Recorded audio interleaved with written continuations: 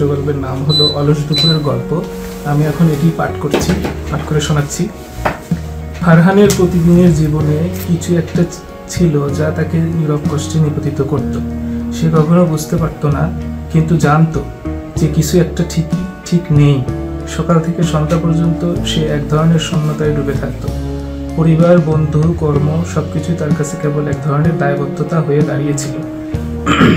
একদিন বসে বসে ভাবতে ভাবতে তার মনে হলো, আমার কি কিছুই ইচ্ছে নেই?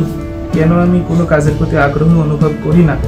সে চেষ্টা করলো নিজেকে কোনো কাজে ব্যস্ত রাখতে, কিন্তু কিছুতেই মনোযোগ দিতে পারল না। ঠিক তখনই তার মনে হলো জীবনের প্রতি তার এক ধরনের বিরক্ত চলে এসেছে। একঘেয়ে জীবনের অদৃশ্য চাপ তাকে ক্রমাগত দাঁড়িয়ে নিয়ে চলেছে। ফারহান ঠিক বুঝতে পারছিল না তার কি সমস্যা। সে তার বন্ধুকে ফোন করলো, কিন্তু কথোপকথনগুলো ও ঠিক আগের মতো আনন্দদায়ক ছিল না। একদিন এক অদ্ভুত অনুভূতি নিয়ে সে তার মনের গভীরে ঢুকল।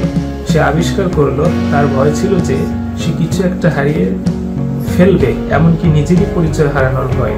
সে বুঝলো তার মনের মধ্যে এক ধরনের অস্বস্তি কাজ করছে, একটানা স্বপ্নের মতো চলতে চলতে থাকা জীবন যেখানে তার পছন্দগুলো কখনোই নিজের ছিল না। এই অনুভূতিতে ফারহান বুঝতে পারলো যে তাকে কিছু সময়ের জন্য নিজেকে বিশ্রাম দিতে হবে। তার মূল কারণ ছিল যে সে নিজেকে কখনোই পুরোপুরি অনুভব করতে দেয়নি।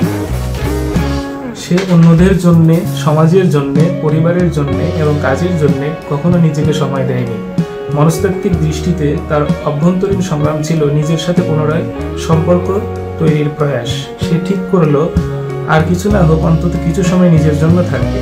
এভাবে ফারহানের মনস্তাত্ত্বিক যাত্রা শুরু হলো, যেখানে সে নিজেকে পেতে চাইল এবং জীবনের আসল অর্থ বুঝতে চেষ্টা করলো। ধন্যবাদ সবাইকে।